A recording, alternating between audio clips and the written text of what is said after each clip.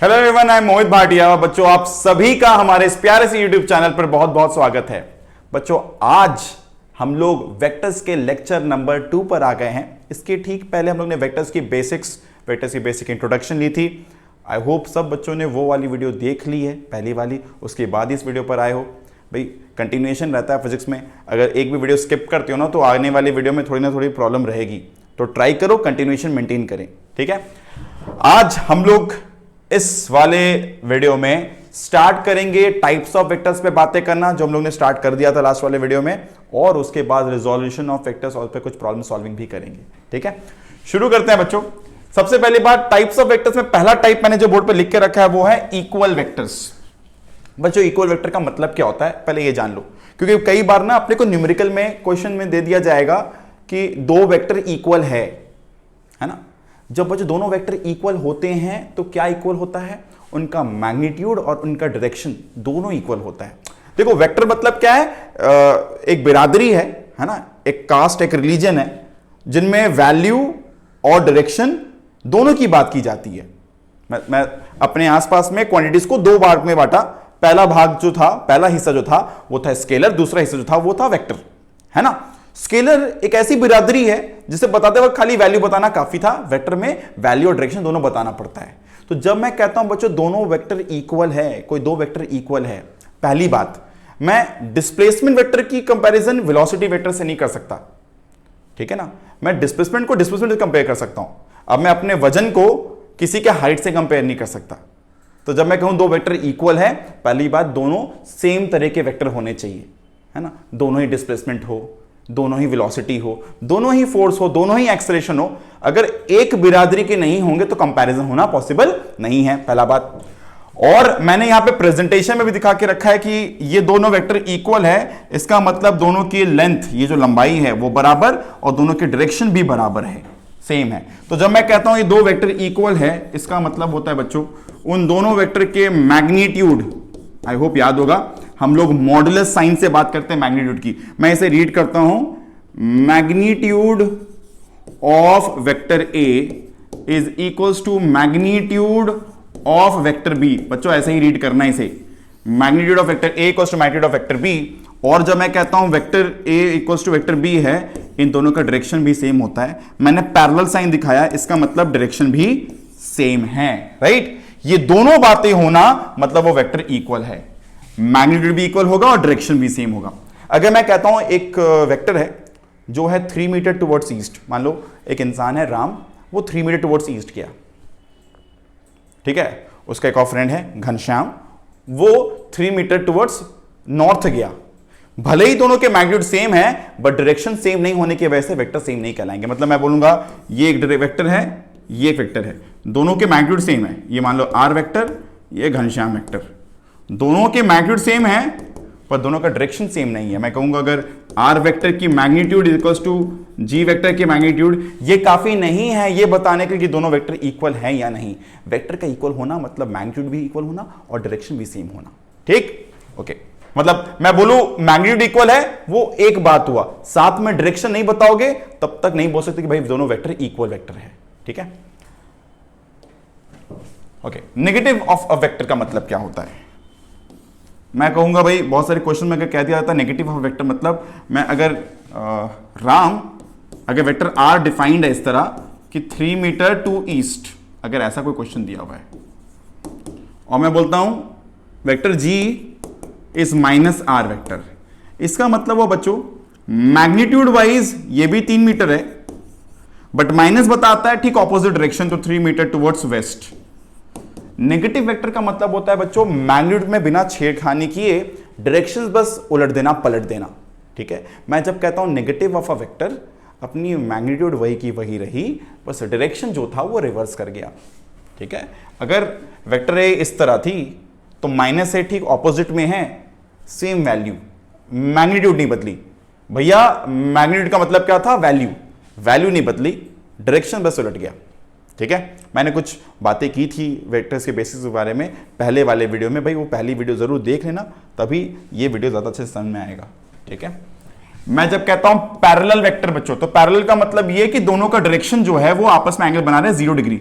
मैंने बताया था कि एंगल की बात कैसे की जाती है, पहले वेक्टर दूसरे वेक्टर को टेल टू टेल लगाया जाता है, वेक्टर का इसे कहते हैं हेड, ये पीछे वाले पॉइंट को कहते हैं टेल। तो भैया टेल से जब टेल मिलेगा तब जो एंगल बन रहा होगा छोटा वाला, उसे ही कहते हैं एंगल बिटवीन द वेक्टर। बच्चों अगर कहते हैं वेक्टर है पैरेलल, इनके बीच में जो एंगल बन रहा होगा वो क्या बन रहा होगा, वो 0 डिग्री का बन रहा होगा, राइट। इसे ही कहते हैं पैरेलल। पैरेलल का मतलब ये नहीं कि दोनों की लेंथ बराबर हो, लेंथ छोटा बड़ा हो सकता है, बट डायरेक्शन सेम होना चाहिए, मतलब आपस में एंगल बनना चाहिए 0 डिग्री, ठीक है। वैल्यू सेम हो मतलब मैग्नीट्यूड सेम हो ऐसा जरूरी नहीं है। मैं कहता हूं अगर एंटी पैरेलल, तो बच्चों इन दोनों वेक्टर का वैल्यू के बारे में कोई बात नहीं हो रही है, बट क्या बात हो रही है, बात हो रही है डायरेक्शन के बारे में। डायरेक्शन ठीक ऑपोजिट है। अगर मैं इन दो वेक्टर को टेल से टेल लगा दूं, ये पहली वेक्टर को इधर और दूसरे वेक्टर को मैंने टेल से टेल लगा दिया, तो यहां पे जो एंगल बन रहा है ये है 180 डिग्री। हम लोग कहते हैं ये दोनों वेक्टर एक दूसरे का एंटी पैरेलल वेक्टर है। एंटी पैरेलल का मतलब एक दूसरे के ऑपोजिट डायरेक्शन में, ठीक है। मैं कहता हूं नेगेटिव वेक्टर भी एक एंटी पैरेलल वेक्टर है, but anti parallel vector negative vector नहीं है, ठीक है।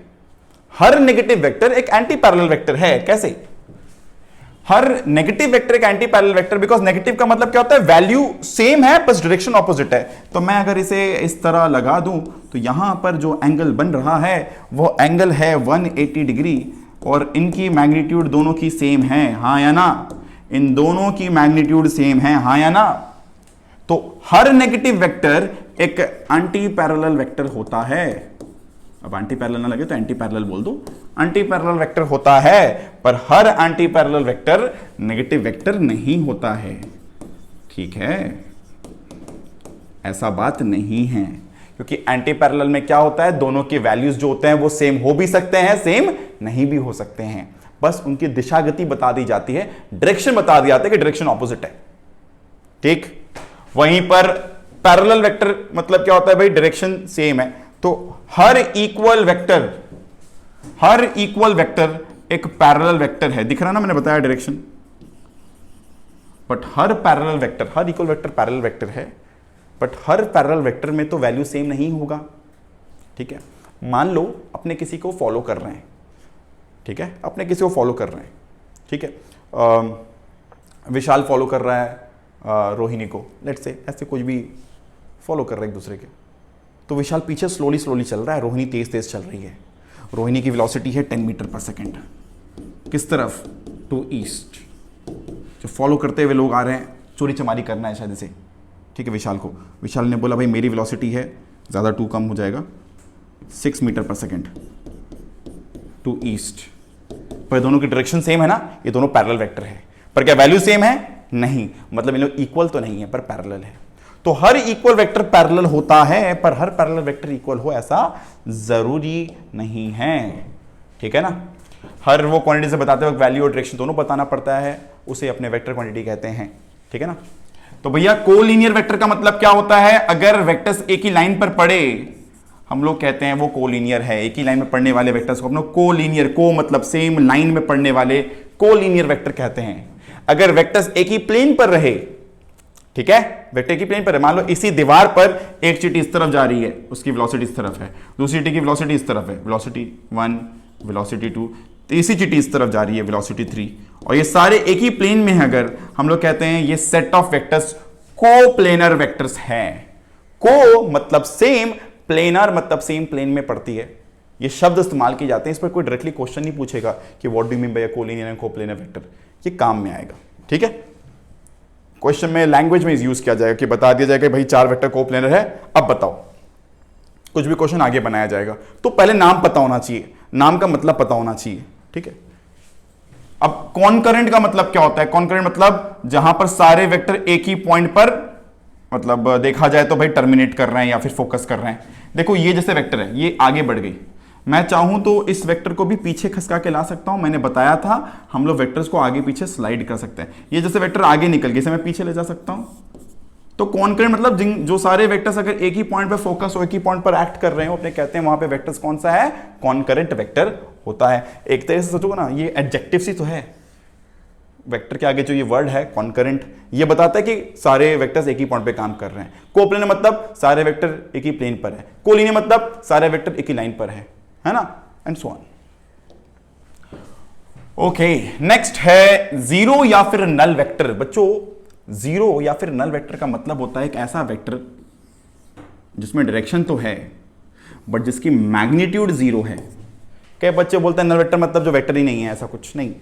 वेक्टर मतलब डायरेक्शन है, जीरो या नल मतलब मैग्नीट्यूड जीरो है। जैसे मैं बताया था, मैग्नीट्यूड को नहीं समझ पाते तो बोल दो वैल्यू जीरो है। अगर मैग्नीट्यूड एक भारी टर्म लग रहा है सुनने में तो वैल्यू बोल दो, इस वेक्टर की वैल्यू जीरो है। अब क्या होता है कि मैंने बताया था लास्ट टाइम जब मैंने बोला यूनिट वेक्टर मतलब एक ऐसी वेक्टर जिसकी वैल्यू क्या है, 1 है। नल वेक्टर एक ऐसी वेक्टर जिसकी मैग्नीट्यूड जीरो है। अब बोलोगे सर इस जीरो का डायरेक्शन क्या होगा?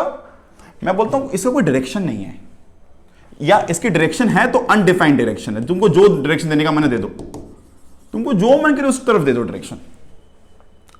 अब यहां पर मान लेते हैं ये दोनों बराबर से, दो प्राणी बराबर से फोर्स दे रहे हैं, दोनों बराबर से फोर्स दे रहे हैं, तो इस रस्सी पर लगने वाला जो रिजल्टिंग मोशन होगा, रिजल्टिंग एक्सेलेरेशन होगी, वो क्या होगा? रिजल्टिंग एक्सेलेरेशन जीरो आने वाली है। अब इस एक्सेलेरेशन जीरो की डायरेक्शन क्या होगी? अब तुम जैसे पढ़ते थे ना कि +0 लिखो या -0 लिखो, बात बराबर है। तुम बोल दो जीरो इस तरफ या बोल दो जीरो इस तरफ, जाना तो कहीं भी नहीं है, तो बोल दो जो मन करे। तो जनरली कहा जाता है नल वेक्टर एक ऐसा वेक्टर होता है जिसका वैल्यू तो जीरो होता है बट जिसमें डायरेक्शन होती है बट अनडिफाइंड डायरेक्शन होती है। हम लोग जानते ही नहीं है किस तरफ है। तुम +0 बोले -0, कोई सेंस नहीं बनता, दोनों जीरो ही है ना। तो इस तरह से नल वेक्टर एक वेक्टर है जिसमें मैग्नीट्यूड जीरो है बट डायरेक्शन अनडिफाइंड है। अपने इसे ना एक्चुअली कैलकुलेशन में काम में लेते हैं। जब अपने प्रॉब्लम सॉल्विंग करते हैं ना, अपने आज तक पढ़ते हैं ना कि 1 + समथिंग रिमेन्स 1, तो क्या था वो समथिंग? जीरो था। Vector a + something remains a, vector a + something remains a, what is this b? तो b is a null vector. इस तरह काम में आता है ये सारे ना तुमको वोकैबुलरी इंप्रूव करना है। ये सारे मतलब तुमको इनको जान के रखना है, अपने पास दिमाग में रखना है। न्यूमेरिकल्स में इनका एप्लीकेशन आएगा, ठीक है। कोई पूछेगा नहीं डायरेक्टली नल वेक्टर क्या होता नहीं होता है, पर इनकी जानकारी से तुम आगे चल के क्वेश्चन समझ पाओगे आसानी से, ठीक है। आगे बात करते हैं। तो ये सारे बेसिक्स हुए भाई, ठीक है, ये सारी बेसिक्स हुई। ओके, नाउ इस चैप्टर का जो मुखिया है, जो हम लोग का मेन क्लाइमैक्स है, वो क्या है? मैंने बताया था लास्ट क्लास में, मैं फिर से बता रहा हूं। हमें यहां पर बेसिकली अरिथमेटिक पर ध्यान देना है, वेक्टर अरिथमेटिक पर ध्यान देना है, ठीक है। मतलब एक बॉडी अगर कहीं से कहीं गई फिर वो कहीं से कहीं गई तो नेट कहां से कहां चली गई। मतलब एक तरीके से बोल सकते हैं हम लोग वेक्टर एडिशन सीखना है हमें। फिर हमें दो वेक्टर सब्ट्रैक्ट कैसे होते हैं, मतलब मैं बेसिकली स्केलर्स को ऐड करना जानता हूं, स्केलर्स को सब्ट्रैक्ट करना जानता हूं, स्केलर्स को मल्टीप्लाई डिवाइड करना जानता हूं, बट वेक्टर्स को ऐड करना, सब्ट्रैक्ट करना, मल्टीप्लाई करना, है ना, वेक्टर्स को डिवाइड करना, ये सब अपने नहीं जानते। जो बेसिक है ना अरिथमेटिक है, जो आना ही चाहिए, क्योंकि तुम्हें पता है तुम्हारे आसपास जो क्वांटिटीज हैं जिन पे तुम काम करोगे वो स्केलर्स भी हैं और वेक्टर्स भी हैं। स्केलर्स पे काम करना अपने को आता है, 3 + 3 6 होता है, 6 + 2 8 होता है, 8 - 4 4 होता है, ये सारी चीजें अपने जानते हैं, है ना। पर वेक्टर्स को ऐड करना, जिनमें डायरेक्शन और वैल्यू दोनों होती है, उनको ऐड करना। जैसे मैंने बोला कि भाई मैं एक बॉडी ले रहा हूं, उस पर इधर की तरफ भी एक फोर्स लग रहा है, इधर की तरफ भी एक फोर्स लग रहा है। ये 10 न्यूटन का फोर्स है, ये 5 न्यूटन का फोर्स है, आपस में यहाँ पे जो एंगल बन रहा है वो 30 डिग्री है। बताओ भाई नेट फोर्स कितना लग रहा है इस पर, ये नेट फोर्स किस तरफ और कितना लग रहा है। अच्छा, ये बात तो समझ में आ रहा है ना। एडिशन से तब होता है जब दोनों सेम तरह की क्वांटिटीज हो। प्लस मतलब जोड़ घटाओ, प्लस माइनस सेम तरह की चीजों में ही होता है। मैं फोर्स को कभी वेलोसिटी से ऐड नहीं कर सकता, है ना। मैंने बताया था, थोड़े पहले बताया था कि मैं भाई अपने हाइट को वेट से कंपेयर नहीं कर सकता, मैं अपने वेट को किसी के हाइट से कंपेयर नहीं कर सकता है, वाइस वर्सा। हम लोग जब भी जोड़ करते हैं या घटाव करते हैं, ऐड करते हैं, सब्ट्रैक्ट करते हैं, दोनों क्वांटिटी एक तरह की होनी चाहिए, तभी ऐड और सब्ट्रैक्ट कर सकते हैं। चलो वो सारी बातें हम लोग आगे करने वाले हैं। तो वेक्टर को एडिशन कैसे दिया जाता है, सब्ट्रैक्शन कैसे किया जाता है, मल्टीप्लिकेशन कैसे किया जाता है, division. By the way vector division defined नहीं है तो अपने इन पर तो बात करेंगे ही नहीं। अपना प्राइमरी ऑब्जेक्टिव रहेगा अपने वेक्टर्स को ऐड कैसे करते हैं, सब्ट्रैक्ट कैसे करते हैं, मल्टीप्लाई कैसे करते हैं, इन पर ध्यान देने वाले हैं ज्यादातर। ठीक है, तो वेक्टर्स की एडिशन, सब्ट्रैक्शन और मल्टीप्लिकेशन बच्चों इस पर ज्यादा हम लोग का फोकस रहने वाला है। ठीक है, अब जैसे मैंने कुछ बेसिक एग्जांपल लेकर रखा हूं मैं एडिशन को लेकर, बस समझने के लिए कि कैसे क्या क्या करने वाले। तो लेट्स से मैं एक बहुत छोटा सा एग्जांपल ले रहा हूं जो हम लोग को यह समझाता है कि क्यों हम लोग आज तक वेक्टर्स का अरिथमेटिक सीखे बिना 10th तक पढ़ाई कर ली और कोई जरूरत भी नहीं पड़ी। मैंने लास्ट दिन बताया था, मैं फिर से बता रहा हूं। अगर मान लेते हैं अपने यहां पर 7 यूनिट इस तरफ मूव करते हैं, मैं फिर 5 यूनिट भी इसी तरफ मूव करता हूं, मतलब मैं टुवर्ड्स राइट गया 7 यूनिट्स, मैं फिर 5 यूनिट्स भी इस तरफ ही गया। ठीक है, तो अगर मैं एक ही डायरेक्शन में रहूं, मैं 7 यूनिट इधर गया, मैं फिर 5 भी इधर ही गया, तो मुझे पता है 7 + 5 क्या होगा, 12 होना है ना। ये एरो गलत दिया हुआ है, ये भी 7 ये भी 5, 7 + 5 कितना हो रहा है, 12 यूनिट। क्योंकि एक ही लाइन में एक ही तरफ जाओगे। अगर तुम मान लो यहां पे चले 1 मीटर, फिर चले 1 मीटर, कितना चले 2 मीटर, सिंपल सा बात है। अगर मैं यहां पे चला 3 मीटर, मैं फिर चला 6 मीटर, 3 + 6 9 मीटर। या फिर मैं इसी लाइन में गया 7 मीटर, मैं फिर गया 5 मीटर, मैं कितना गया 12 मीटर। अगर मैं सेम लाइन में सेम तरफ जाऊंगा एक सिंगल लाइन में, मैं सिंपल स्केलर की तरह ऐड कर सकता हूं। मुझे तो वेक्टर्स जानने की जरूरत नहीं है, मुझे वेक्टर से कोई अरिथमेटिक या वेक्टर के कोई लॉ जानने की जरूरत नहीं है। मुझे नहीं जानना है कि वेक्टर में क्या अलग होता है, मुझे पता है एकदम स्केलर की तरह काम कर रहा है। पर यह सिर्फ तब तक ट्रू है जब एक लाइन पर हो रहा है चीज। मैं एक और बात बता दूं, लेट्स से मैं 7 यूनिट्स इधर गया और 5 यूनिट्स इधर गया, 7 इधर गया और 5 पीछे गया। तो बच्चों अगर हम लोग 7 आगे गए, इमेजिन करो नंबर लाइन पर 1 2 3 4 5 6 7 घर आगे गए और फिर 1 2 3 4 5 घर पीछे आ गए, तो कितना आगे गए, 2 यूनिट आगे गए। मैं अगर 7 गया आगे, फिर मैं गया 5 पीछे, मैं कितना आगे गया, मैं गया कितना आगे, 2 यूनिट आगे गया। समझ आ रहा है। तो जब अपने ऐसे बात कर रहे हैं, जब एक ही लाइन में बातें चल रही होती है बच्चों, तब हम लोग को कोई मतलब नहीं है देखने का कि भाई वेक्टर्स क्या है, वेक्टर कोई अरिथमेटिक रूल है कि नहीं। बिकॉज एक लाइन में जो मैथमेटिक्स वो फॉलो कर रही है वो वही मैथमेटिक्स है जो हम लोगों ने स्केलर्स के लिए सीखा था। सेम लाइन में सेम डायरेक्शन प्लस करोगे, सेम लाइन में ऑपोजिट डायरेक्शन माइनस करोगे। जैसे थोड़ी देर पहले मैंने बताया कि अगर मान लेते वो टग ऑफ वॉर चल रहा है और यहां पर फोर्स है 5 न्यूटन और यहां फोर्स है अगर लेट्स से 6 न्यूटन अगर है, तो क्या होगा, 6 इधर 5 इधर, दोनों है वेक्टर क्वांटिटी, बट क्योंकि एक ही लाइन पे काम कर रही है ना, तो 6 - 5 1 न्यूटन का फोर्स इस तरफ नेट काम कर रहा है। ठीक है, आराम से। मुझे अगर इस बॉडी का मास पता है, लेट्स से मास है 2 kg, तो एक्सेलरेशन अपने पता है फोर्स बाय मास होता है 1/2 मीटर पर सेकंड स्क्वायर। कैसे है ना, 1 न्यूटन फोर्स बाय मास आ गया। अपने एकदम आराम से बिना कोई नया मैथ सीखे, बिना कोई नया लॉजिक सीखे, जो कि इतने पहले बात कर रहे थे कि हम लोग को वेक्टर सीखना होगा, वेक्टर्स का मैथ सीखना है, पर कोई जरूरत पड़ी नहीं। क्यों नहीं पड़ी भाई? क्योंकि जब वेक्टर्स एक ही लाइन पर काम करती है, सेम डायरेक्शन में जब काम करेगी तो उसे प्लस कर दो, ऑपोजिट डायरेक्शन में काम करेगी तो माइनस कर दो। मैं एक बहुत प्यारा लाइन बार बार बोलूंगा और ये बहुत बार बोलूंगा मैं, वेक्टर्स, अभी ऐसा है ना, ये मैं अपने लिए बोलता हूं, मैं खुद को याद दिलाता रहता हूं, मैं चाहता हूं हम लोग सब भी खुद को याद दिलाते रहें जब भी कोई कैलकुलेशन कर रहे हो। Vectors acting along the same straight line, मेरे हैंडराइटिंग को लेके माफ करना, behaves as scalar। मतलब ये बात सिर्फ तब जब मैं एडिशन सब्ट्रैक्शन की बात कर रहा हूं, मल्टीप्लिकेशन के लिए नहीं, ठीक है ना। Vectors acting along the same straight line behaves as scalars. जब भी मैं प्लस माइनस करने की बात कर रहा हूं तब मैं बोलूंगा बस इतना ध्यान रख लो, अगर एक ही लाइन में काम कर रही है और सेम तरफ हुआ तो प्लस, ऑपोजिट तरफ हुआ तो माइनस, खत्म।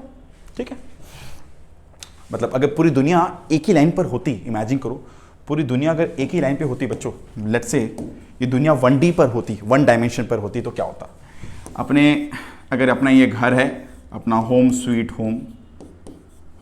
होम है ना, अगर मान ले अपने घर से निकले और तुम्हारे घर वालों ने पूछा भाई कहाँ जा रहे हो, तुम बोलोगे +300 मीटर लेट से। क्यों भाई? +300 मीटर पे तुम किसी अपने मित्र से मिलने जा रहे हो, ठीक है। अब तुम्हारे पास घर से फोन आया कि भाई कहाँ हो, तुम बोलोगे +300 मीटर पे। तो और मान लो तुम्हारी मम्मी कहीं यहां वेट कर रही है, भाई कहां पर है? घर से 100 मीटर पे। तो मम्मी बोलेगी फोन पे बेटा -200 मीटर आ जाओ। -200 मीटर मतलब जहां पे भी तुम खड़े हो वहां से -200 मीटर, मतलब इस तरफ 200 मीटर, ये -200 मीटर हो गया, है ना। फिर तुम वापस घर आ गए, मम्मी के संग चलो ठीक है, अब तुम्हें खेलने जाने का मन है, कोई बगल में पार्क करके कहीं पे खेलने जाना है, और ये पार्क हमारे घर से करीबन मान लेते हैं 150 मीटर की दूरी पर है इस तरफ। तो तुम क्या बोलोगे? मम्मी मैं -150 मीटर पे जा रहा हूं। कुछ नहीं बताना है, सिर्फ प्लस और माइनस वर्ड काफी होता। प्लस बताता इस तरफ, माइनस बताता इस तरफ, और कुछ नहीं चाहिए लाइफ में। प्लस और माइनस डायरेक्शन काफी होता समझाने के लिए। अगर सारी चीजें एक लाइन पर होती तो तुम्हें कोई वेक्टर का नया रूल सीखने की जरूरत नहीं पड़ती। बट रियल वर्ल्ड 3D में है ना। अब अभी ऐसा होता है कि तुम 200-300 मीटर गए, इस तरफ गए जमीन पर, फिर 200 मीटर इस तरफ गए, तब तुमको बताना पड़ेगा हाँ कहां से कहां गए और किस तरफ गए। तब प्लस और माइनस वर्ड काफी नहीं था, बोलकर वेक्टर की अरिथमेटिक सीखनी पड़ी हमें, ठीक है।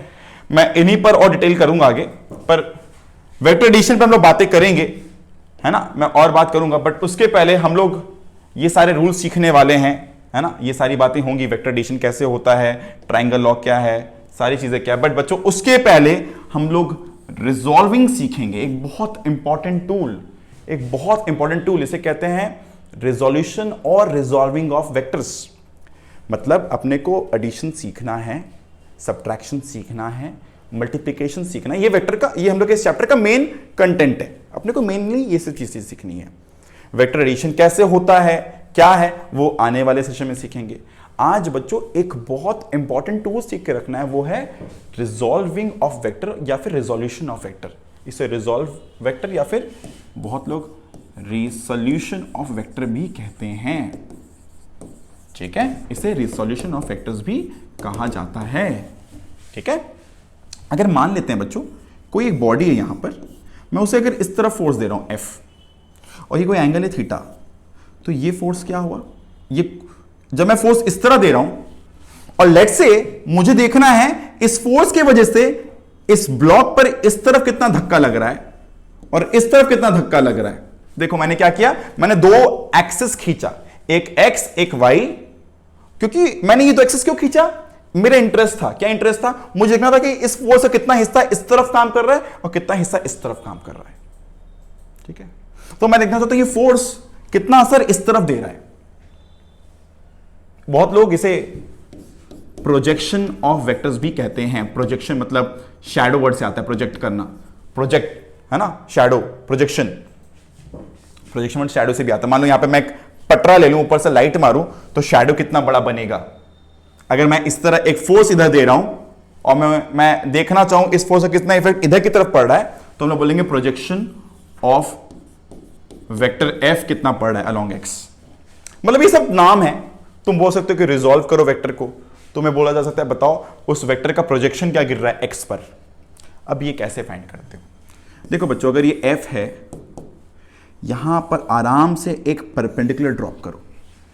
देखो एक राइट एंगल ट्राइंगल बन गया, ये 90 डिग्री, ये एंगल थीटा है। मैं इस फोर्स को, भाई तो मैंने बताया था हम लोग हर वेक्टर को माथे पर एक एरो देके रिप्रेजेंट करते हैं। इसका मतलब ये वेक्टर क्वांटिटी है, ये ग्राफिकल प्रेजेंटेशन और ये सिंबलिक प्रेजेंटेशन, ठीक है।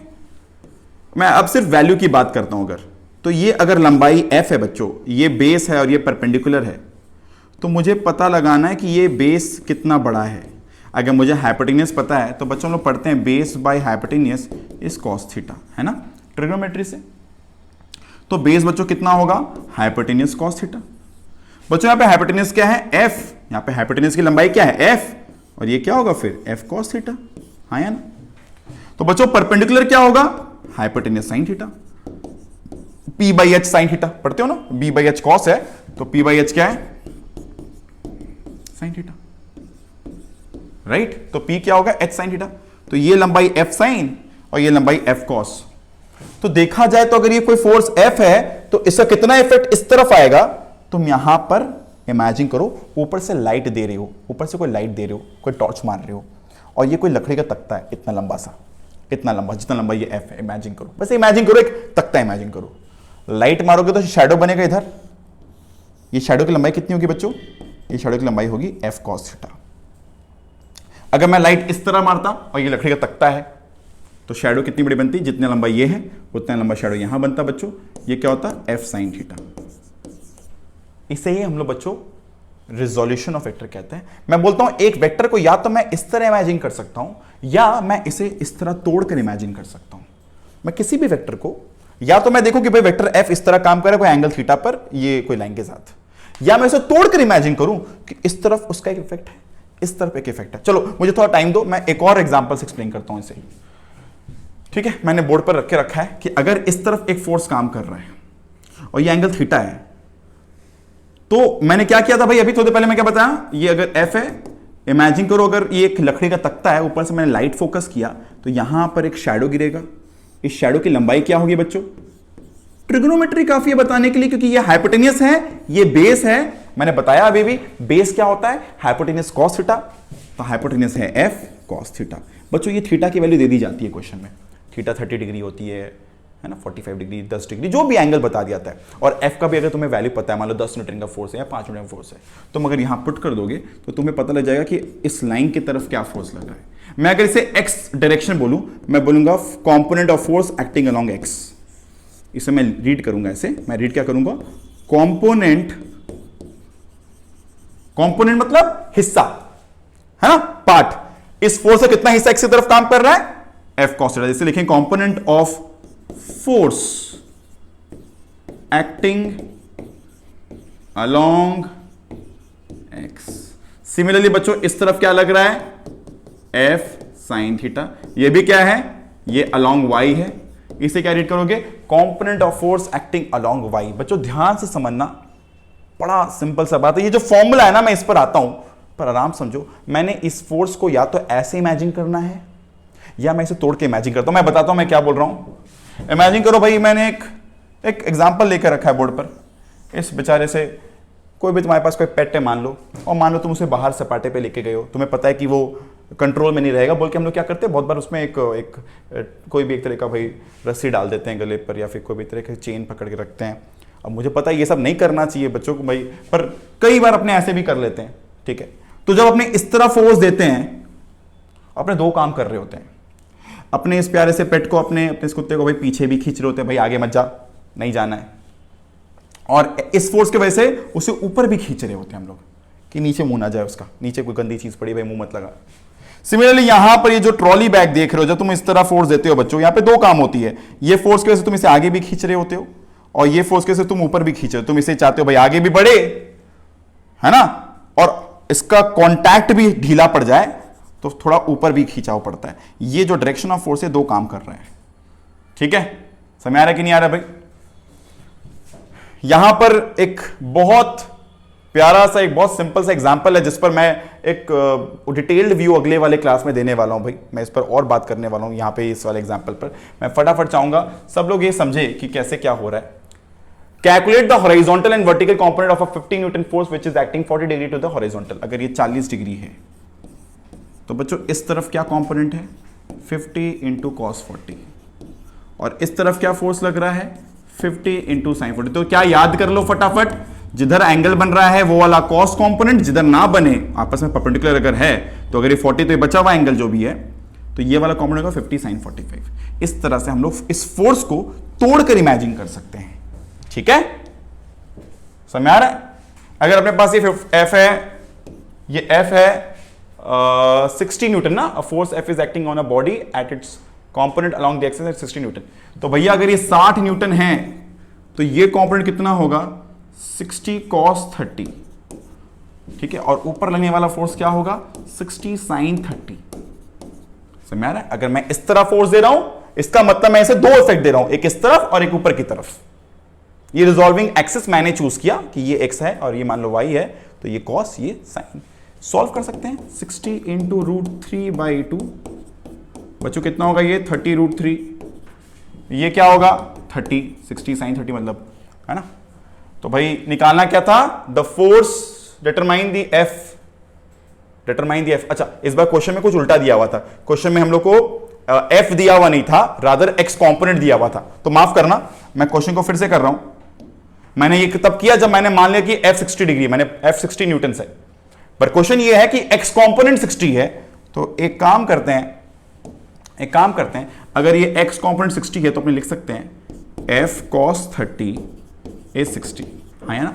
अगर ये एफ को रिजॉल्व किया जाए तो ये क्या है, कॉस कंपोनेंट, और बच्चों ये क्या है, साइन कंपोनेंट। अपने को इस क्वेश्चन में बता दिया गया है कि x कंपोनेंट 60 है, तो f cos 30 हो गया 60, तो this is f into root 3/2 is 60, ये हो जाएगा f इक्वल्स टू 120/√3, है कि नहीं।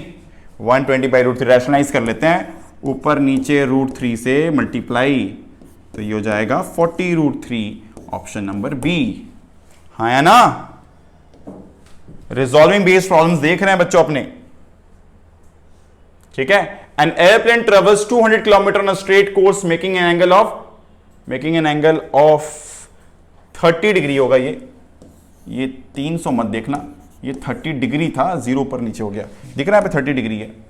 ईस्ट ऑफ नॉर्थ, अभी ईस्ट ऑफ नॉर्थ वर्ड का मतलब होता है कि नॉर्थ के रिस्पेक्ट में ईस्ट की तरफ। देखो ये अगर नॉर्थ, ईस्ट ऑफ नॉर्थ है मतलब इस तरफ, मैं लिखता हूं वेस्ट ऑफ नॉर्थ, तो वेस्ट ऑफ नॉर्थ इधर होता है, सब लोग समझते हो ना भाई। इसे अपने कहते हैं नॉर्थ डायरेक्शन, इसे कहते हैं अपने साउथ, इसे कहते हैं अपने ईस्ट, इसे कहते हैं अपने वेस्ट, हाँ या ना। तो ईस्ट ऑफ नॉर्थ मतलब इस तरफ, वेस्ट ऑफ नॉर्थ मतलब इस तरफ। मैं बोलता हूं भाई नॉर्थ ऑफ ईस्ट मतलब इसके संग एंगल नापा जाता, मैं बोलता हूं साउथ ऑफ ईस्ट मतलब इसके संग एंगल नापा जाता। How far north and how far east does the plane travel from its starting point, ठीक है। How far north and how far east does the plane travel from its starting point. इस सवाल पर आराम से सब लोग अपना अपना दिमाग लगाओ भाई, मैं 1 मिनट टाइम देता हूं, सब लोग पॉज करो और ट्राई करो पहले। तो भाई सब लोग पॉज करके ट्राई करें पहले इस क्वेश्चन को।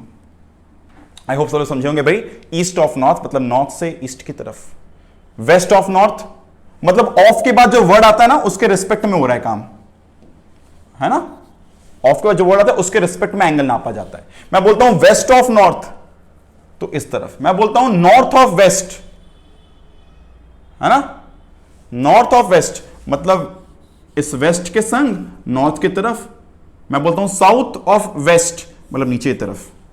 तो जो भी ऑफ के बाद आता है बच्चों उसके रिस्पेक्ट में नापा जाता है एंगल। और मैं लिखता हूं अगर ऐसे जैसे ईस्ट ऑफ नॉर्थ, तो नॉर्थ के 2 साइड है, एक इस साइड एक इस साइड, ये साइड ईस्ट ऑफ नॉर्थ, ये साइड वेस्ट ऑफ नॉर्थ। मैं बोलता हूं नॉर्थ ऑफ ईस्ट तो ईस्ट के रिस्पेक्ट में नॉर्थ की तरफ। मैं बोलता हूं साउथ ऑफ ईस्ट नीचे की तरफ। समझ आ रहा है। जो भी ऑफ के बाद आता है उसके रिस्पेक्ट में, अब ईस्ट के लिए 2 साइड है, ऊपर नॉर्थ है नीचे साउथ है, वेस्ट के लिए 2 साइड है, ऊपर नॉर्थ नीचे साउथ है, नॉर्थ के लिए ईस्ट है और वेस्ट। ये बहुत काम में ये वर्ड आता है, बहुत काम में आता है ये शब्द। आई होप सब लोग ने अटेम्प्ट कर लिया है भाई। तो an aeroplane travel 200 kilometre on straight course making angle 30 degree east of north, how far north and how far east does the plane. मतलब मुझे कंपोनेंट बताना है बच्चों। तो अगर ये 200 है तो ये वाला कंपोनेंट कितना है, तो देखो जहां एंगल बनता है वो वाला कॉस कर दो सीधा सीधी। तो ये अगर 200 है तो ये है 200 cos 30, और बच्चों ये वाला कंपोनेंट फिर क्या होगा 200 sin 30। मतलब ये याद मत करो कि हमेशा y में साइन होता है और x में cos होता है, राधा ये देखो जिसके संग एंगल बनता है वो वाला cos, जिधर नहीं बनता है वाला साइन, बिकॉज दोनों आपस में परपेंडिकुलर है, ठीक है ना। अगर ये 200 है और ये एंगल 30 डिग्री है तो ये होगा 200 cos 30 और ये वाला क्या होगा 200 sin 30, ठीक है। तो कितना 200 sin 30 मतलब 100, किधर गया 100 अलॉन्ग ईस्ट, 100 टू ईस्ट। और ये क्या हो गया बच्चे 200 cos 30 मतलब 100√3 किधर टू नॉर्थ।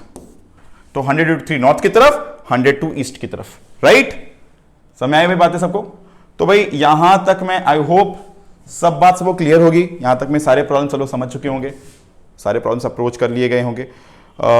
ये एक क्वेश्चन है बच्चों सबके लिए। गाड़ी है मान लो, इस गाड़ी का वजन है 10,000 न्यूटन। मैंने बोला था मैं बताऊंगा बाद में, अब देख लो, ठीक है। 10,000 न्यूटन का इसका वेट है। इस वेट का कितना कंपोनेंट इस तरफ काम कर रहा है और कितना कंपोनेंट इस तरफ काम कर रहा है। देखो वजन तो ठीक धरती मां की तरफ काम करती है। मान लो एक रास्ता है, टेढ़ा सा इंक्लाइंड सा ऐसा रास्ता है, इसका एक वजन है नीचे तरफ, ठीक है। इस वजन का कितना कंपोनेंट इस तरफ काम कर रहा है और कितना कंपोनेंट इस तरफ काम कर रहा है, मतलब सरफेस के नॉर्मल में और अलोंग द इंक्लाइन, कितना कितना component of its weight is acting, ये पता लगाना है। ये हम सबका होमवर्क रहेगा। मैं ठीक यहीं से नेक्स्ट वाले वीडियो कंटिन्यू करने वाला हूं, ठीक है। याद रखना ये जो वजन है 10,000 न्यूटन का है, अपने को पता लगाना है कि भाई अलोंग द इंक्लाइन और इस तरफ कितना फोर्स लग रहा है, कितना कंपोनेंट लग रहा है। ठीक बच्चों, इसी बात से हम लोग अगला क्लास कंटिन्यू करेंगे। हम लोग रिजोल्यूशन पर और रिजॉल्विंग पर और ढेर सारी बातें करेंगे। आज मैं इस क्लास को भाई यहीं पर एंड करता हूं एंड सारी चीजों को ध्यान से फॉलो करने के लिए भाई थैंक यू, ठीक है। पढ़ते रहो, लगे रहो, मेहनत करते रहो। Bye bye.